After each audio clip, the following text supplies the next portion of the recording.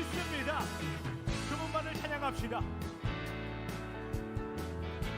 주 하나님,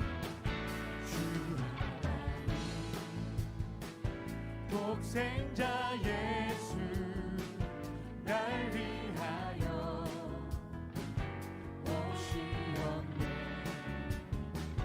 내 모든 죄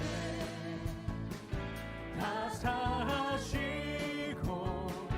죽음에서 부활하신 나의 구세주, 살아계신 주, 나의 참된 소망, 걱정 없이 전혀 없네. 사랑의 주내 갈 길 인도하니 내 모든 삶의 기쁨 늦지 말아내. 주 안에서 거듭난 생명 도우시는 주님의 놀라운 그 사랑입니다. 참 기쁨과 확신 가지고 예수님의 도우심을 믿으며 살리. 살아계신 주, 나의 참된 소망, 걱정 없이 전혀 없네. 사랑의 주내 갈 길 인도하니 내 모든 삶의 기쁨 늦지 말아내.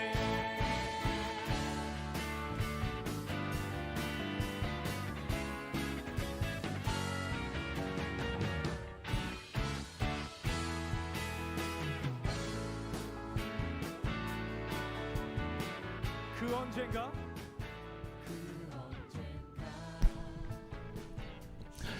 할렐루야.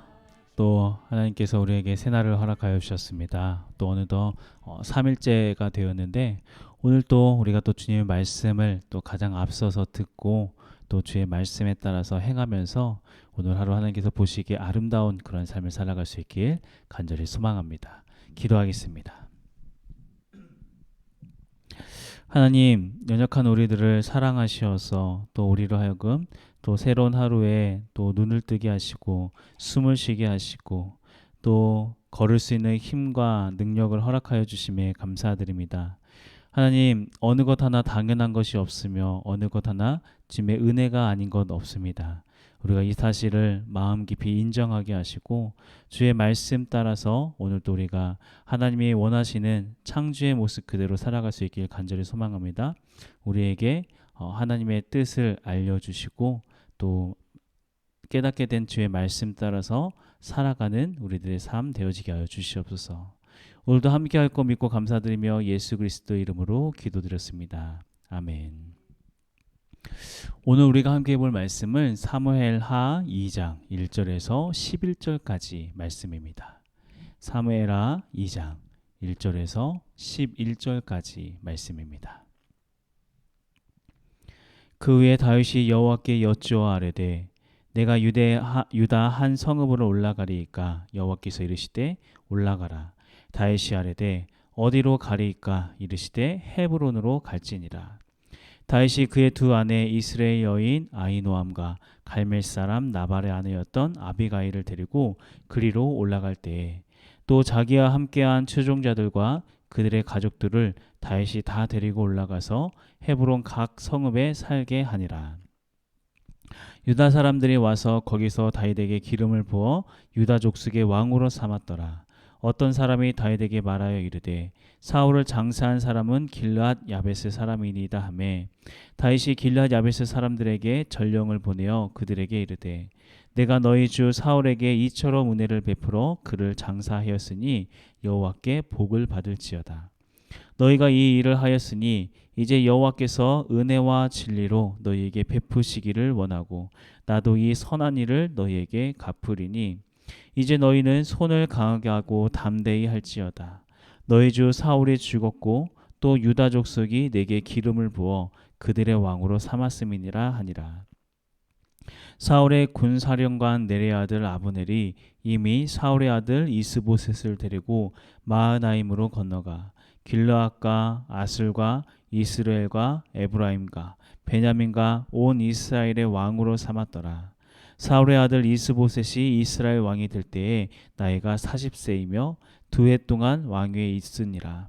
유다 족속은 다윗을 따르니 다윗이 헤브론에서 유다 족속의 왕이 된 날수는 7년 6개월이더라. 아멘. 자, 사울과 요나단의 죽음의 소식을 들었던 다윗은 이들을 애도하는 마음으로 그들을 애도하는 노래를 만들어 사람들로 하여금 그 노래를 부르면서 계속해서 사울과 요나단을 기억하라라고 이야기를 했습니다. 분명히 사울, 특히나 이제 사울 같은 경우에는 다윗의 어떠한 경쟁자이자 또 다윗을 죽이려고 하는 그런 원수였음에도 불구하고 자기를 광야로 내몰았던 그 장본이었음에도 불구하고 여전히 다윗은 그를 사랑하며 존중하는 그런 모습을 보여왔습니다. 자, 이렇게 1장 말씀에서는 다윗의 내면적인 감정적인 면을 중심으로 이야기를 했다면 이제 오늘 우리가 살펴본 2장 말씀에서부터는 이제 다윗이 왕으로서 해결해 나가야 할, 왕이 되기 위하여 해결해 나가야 할 정치적인 문제를 이제 어떻게 풀어가고 있는지에 대한 이야기가 나오고 있습니다. 이제 함께 말씀을 보면 먼저 1절 말씀입니다. 그 후에 다윗이 여호와께 여쭈아뢰되 내가 유다 한 성읍으로 올라가리이까 여호와께서 이르시되 올라가라. 다윗이 아뢰되 어디로 가리이까 이르시되 헤브론으로 갈지니라. 자, 계속해서 블레셋에 시글락에 머물러 있었던 다윗은 이제 사울과 요나단이 전사했다라는 이야기를 듣게 되고 다시 이스라엘로 복귀하기로 마음을 먹습니다. 그래서 먼저 하나님한테 묻고 있어요. 여호와께 여쭈아뢰되 내가 유다 한 성읍으로 올라가리이까. 주님, 내가 유다 성읍으로 올라가는 게 지금 이 시점에 유다 성읍으로 복귀하는 게 맞습니까? 이렇게 하나님한테 딱 물었더니 하나님께서는 다윗에게 맞다, 헤브론으로 가라 이렇게 말씀을 하셨습니다. 자, 하나님께서 다윗에게 이렇게 헤브론으로 가라라고 하셨던 그 이유를 다윗이 알았는지 몰랐는지 정확히는 우리가 알 수는 없지만 이 헤브론이라는 곳은 굉장히 상징적인 그런 장소였습니다. 창세기를 보면 이 헤브론이라는 곳이 종종 나오고 있는데 가장 먼저 아브라함이 가나안 땅에 들어와서 롯과 함께 할 수 없게 되었을 때 롯에게 이야기를 했었죠. 네가 좌하면 내가 우하고 네가 우하면 내가 좌하겠다. 그때 롯은 자기가 눈에 보기에 좋았던 곳 소돔과 고모라 땅을 선택해서 갔었고 아브라함은 그 반대편으로 이렇게 떠나갔는데 그때 아브라함이 선택했던 장소가 바로 헤브론이었습니다. 또 이 아브라함의 아내 사라가 죽게 되었을 때 그 사라를 묻었던 무덤 그 굴 이름이 막벨라 굴이었는데 이 막벨라 굴 또한 헤브론에 속해 있는 그런 곳이었습니다. 또 이곳 이 막벨라 굴에는 아브라함의 가족의 묘가 되어서 아브라함의 그 자손들 아브라함과 이삭과 야곱과 계속해서 이 무덤에 들어가게 되어지는 그러한 일들이 이제 헤브론의 이 막벨라 굴에서 이루어지게 됩니다. 결국 이러한 어떤 이 말들이 지금까지 이런 상황들을 의미하는 것은 대체 무엇인가? 하나님께서는 다윗에게 어떤 신앙의 전통성을 부여하기 위해서 다윗을 헤브론으로 이끌어 가셨다라고 하는 거예요. 이곳 그들의 조상 이스라엘의 조상이었던 아브라함의 어떤 출발점이자 믿음의 첫걸음을 내딛었던 곳이었자 또 그들의 무덤이 있었던 곳 그들이 소유가 되었던 첫 번째로 가나안 데 소유가 되었던 그 곳 헤브론 거기서부터 네가 시작하라라고 하면서 어떤 영적인 신앙적인 정통성을 하나님께서 부여하시기 위해서 헤브론으로 가라라고 말씀하셨다는 겁니다. 또한 2절 말씀 다윗이 그의 두 아내 이스라엘 여인 아히노암과 갈멜 사람 나발의 아내였던 아비가일을 데리고 그리로 올라갈 때에 갑자기 다윗이 도망자 생활을 하면서 맞이하게 되었던 두 아내의 이름이 나오고 있습니다. 이스라엘 여인 아히노암, 갈멜 사람 나발의 아내 아비가일. 자, 특별히 이 둘 중에서 우리가 아비가일에 대한 이야기는 우리가 잘 알고 있을 겁니다. 아비가일은 본래 나발이라고 하는 자의 아내였는데 나발이라는 이름 자체가 어리석은 자라고 하는 이름을 뜻을 가지고 있다고 했었습니다. 실제로 이 사람은 어리석은 그런 모습들, 그 사람의 어리석은 모습들이 나왔었죠. 다윗과 그의 부하들이 나발의 양치기들을 보호해주고 또 거기에 대한 이제 대가를 받기 위하여서 축제가 열리던 날 다윗이 사람을 보내어서 나발에게 먹을 음식을 좀 얻어와라, 정당한 대가를 받아와라 라고 이야기했을 때 나발은 술 취한 채 그 다윗의 부하에게 망신만 준 채 내쫓게 되었습니다. 이에 다윗이 이제 나발과 그 안에 속해 있는 모든 가족들을 다 전멸하겠다라고 하면서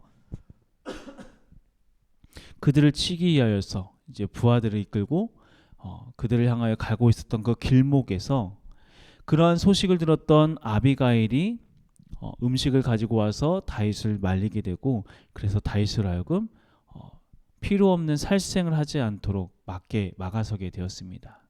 자, 후에 나발이 지금 있었던 이 모든 일들을 다 듣게 되었을 때 마음이 완전히 무너져서 시름시름 앓다가 죽게 되어졌고 후에 다윗은 홀로 과부가 되었던 이 아비가일을 데려와서 자기의 아내로 삼게 되었습니다. 자, 그런데 방금 우리가 이야기했던 이 나발이라고 하는 사람이 바로 이곳 헤브론 지역에서 아주 큰 영향력을 행사하던 그런 사람 중에 하나였다고 하는 거예요.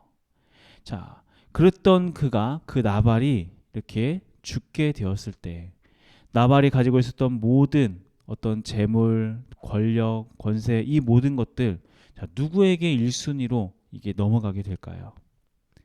나발의 아내였던 아비가일에게 그 영향력이 자연스럽게 넘어가게 되는 겁니다. 즉 다윗이 지금 헤브론으로 올라감으로써 어떤 일이 벌어지게 되어지는가? 신앙적인 전통성을 확보하는 것과 동시에 아비가일을 통하여서 그곳에 있었던 어떤 정치적인 세력 또한 함께 규합함으로써 힘을 더 모으는데 아주 유리한 조건을 갖게 되었다는 것을 의미하고 있는 겁니다. 자, 이렇게 신앙적인 전통성 그리고 정치적인 기반이 확보된 다윗, 그 다윗에게 누가 찾아오게 되는가? 자, 4절 말씀, 유다 사람들이 와서 거기서 다윗에게 기름을 부어 유다 족속의 왕으로 삼았더라. 어떤 사람이 다윗에게 말하여 이르되 사울을 장사한 사람은 길앗 야베스 사람들이니이다 하매. 자, 누가 찾아왔다고 하고 있는가? 유다 사람들. 그러니까 다윗이 속해 있었던 유다 지파 사람들이 다윗에게 찾아왔습니다. 왜 찾아왔는가? 다윗을 왕으로 삼기 위하여서 찾아왔다고 이야기하고 있습니다.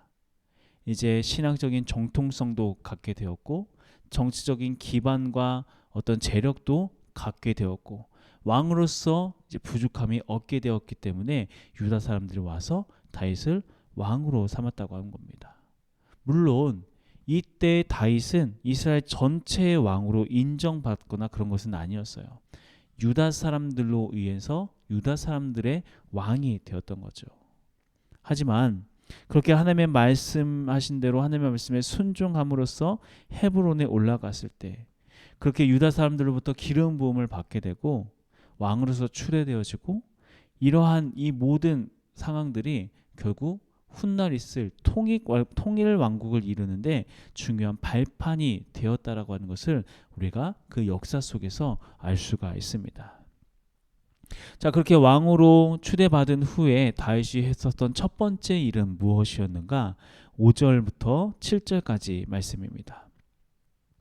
다윗이 길앗 야베스 사람들에게 전령을 보내 그들에게 이르되 너희가 너희 주 사울에게 이처럼 은혜를 베풀어 그를 장사하였으니 여호와께 복을 받을지어다.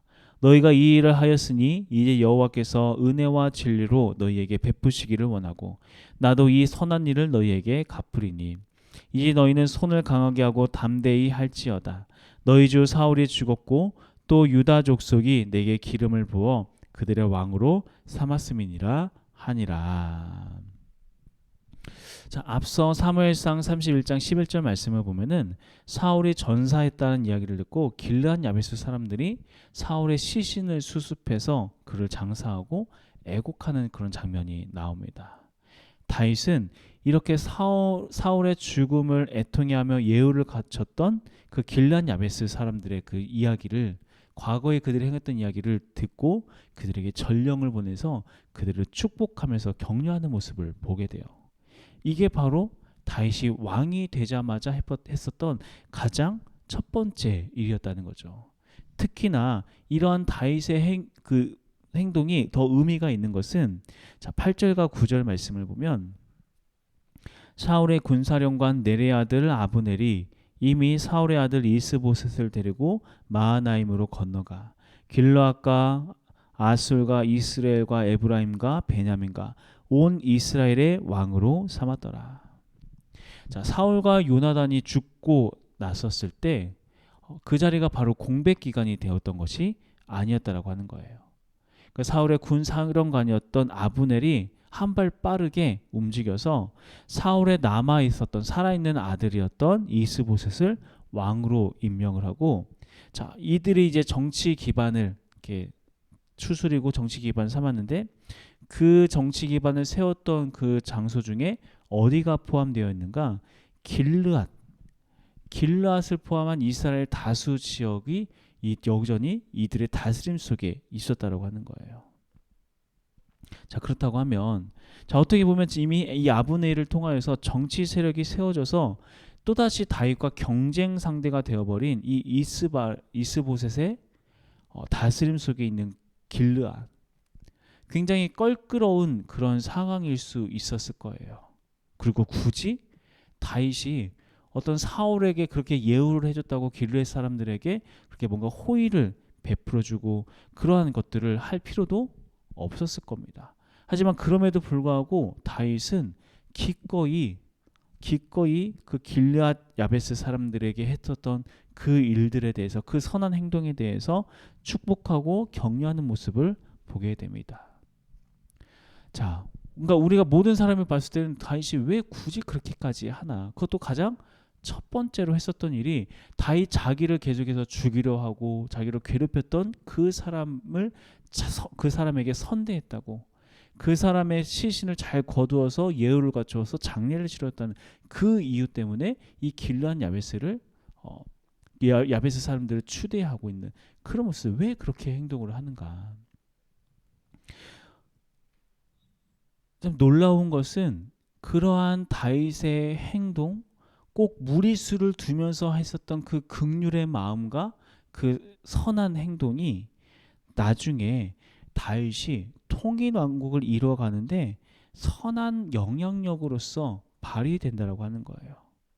그러니까 하나의 왕조가 또다시 이스보셋이라고 하는 그 왕이 또 사라지고 통일 왕국이 되어지게 됐을 때 어쩔 수 없이 그 안에는 또다시 피바람이 불 수밖에 없었을 거거든요. 하지만 이렇게 다윗이 계속해서 그러한 경계선에 상관없이, 사람과 사람 사이에 그어져 있는 이 경계선에 상관없이 계속해서 베풀었던 그 호의와 사랑과 그들의 어떤 이 격려가 다시 이 나라가 하나가 되어지는데 무리함 없이 온전히 이루어지게 되어졌다라고 하는 거.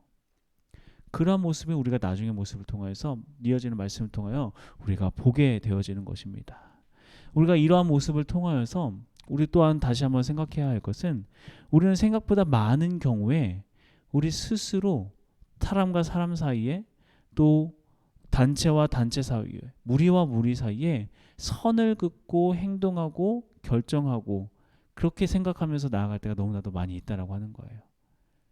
보이지 않는 경계선을 그어놓고 이 이상 굳이 넘어가야 하나? 이 이상 넘어오는 것에서 왜 굳이 이렇게 넘어오는가 하면서 불편해하는 그런 모습.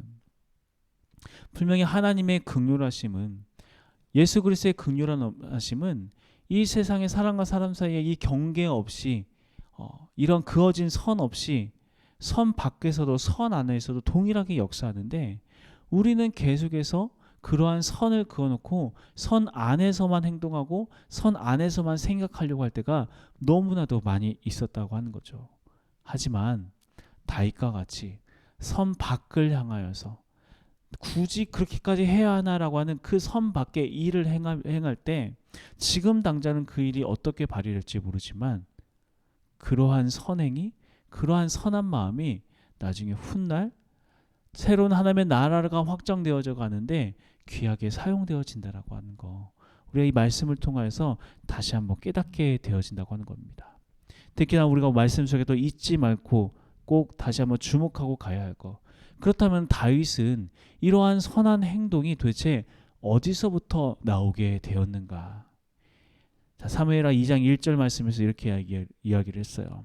그 후에 다윗이 여호와께 여쭈어 아뢰되, 다윗은 계속해서 여호와 하나님께 묻고 순종하는 그 모든 모습을 잊지 않고 있었습니다. 그렇게 하나님한테 묻고 순종하며 나아갈 때 어떤 때는 그 자리가 가장 더 위험한 자리처럼 보일 때도 있었고 실제로 위험에 처하기도 했었지만 그런 훈련 기간이 마치고 났음에도 불구하고 여전히 하나님의 말씀에 집중하고 듣고 순종하며 나아가기 시작할 때 그 가운데서 우리가 생각지도 못했던 하나님의 은총과 하나님의 어떠한 섭리를 우리가 발견할 수 있게 되어진다고 하는 거예요. 하나님을 묻고 행동하며 갔었던 그 헤브론에서 아브라함으로부터 이어져 왔던 그 신앙의 전통성을 갖게 되고 아비가일을 통하여서 정치적인 기반을 마련하게 되고 또 그 가운데서 기꺼이 선행을 행하게 될 수 있는 이 모든 일련의 과정들, 그 출발점은 다윗이 여호와께 여쭈어 아뢰되, 바로 여기에서부터 시작되었다는 거. 우리 또한 이 새벽에 하나님 앞에 기도하며 나아갈 때 이 모습이 바로 우리에게 있어야 할 줄 믿습니다. 여호와께 여쭈어 아뢰되, 하나님, 오늘 하루 나는 어떠한 모습을 가지고 나아가야 합니까? 오늘은 어떠한 선 밖의 일을 내가 행하면서 선 밖의 일을 선함으로 행하며 나아가야 합니까? 어디로 올라가야 합니까? 묻고 듣고 행하기 시작할 때 하나님께서는 오늘 하루 우리가 예상치 못하는 하나님의 선하심과 하나님의 그 놀라운 섭리를 우리에게 맛보게 하실 것입니다. 우리가 하나님의 그 행하실 일을 기대하면서 기꺼이 묻고 듣고 순종하는 그러한 삶을 살아갈 수 있는 우리 모두가 되길 간절히 소망합니다. 기도하겠습니다. 하나님, 오늘도 우리가 주의 말씀을 통하여서 오늘 하루 우리가 어떻게 살아가야 하는지 주의 말씀을 듣고 또 깨닫게 되었습니다. 하나님, 오늘 하루 우리가 내딛는 그 모든 발걸음 가운데 우리가 하나님께 묻고 듣고 순종하며 나아가는 그러한 발걸음이 우리에게 있게 하여 주시옵소서. 하나님, 나의 임의대로 그어놓은 그 선 안에 갇혀서 그 안에서만 머무르면서 내가 원하는 대로, 내가 생각하기에 편한 대로만 행동하는 것이 아니라 우리가 늘 선 밖의 일들에 대해서도 관심을 갖고 그것을 향하여 우리가 긍휼의 마음을 가지고 우리의 손을 내딛을 수 있는, 우리의 발걸음을 내딛을 수 있는 그러한 더 넓은 믿음의 사람 되어지게 하여 주시옵소서. 그래야 해서 나의 세계, 나의 나라를 이룬 것이 아니라 그 크고 놀라운 하나님의 나라를 이루어가는데 귀하게 쓰임받는 우리 모두가 되길 간절히 소망합니다. 우리를 통하여 그 일을 이루어 주시옵소서. 감사드리며 예수 그리스도 이름으로 기도드렸습니다. 아멘.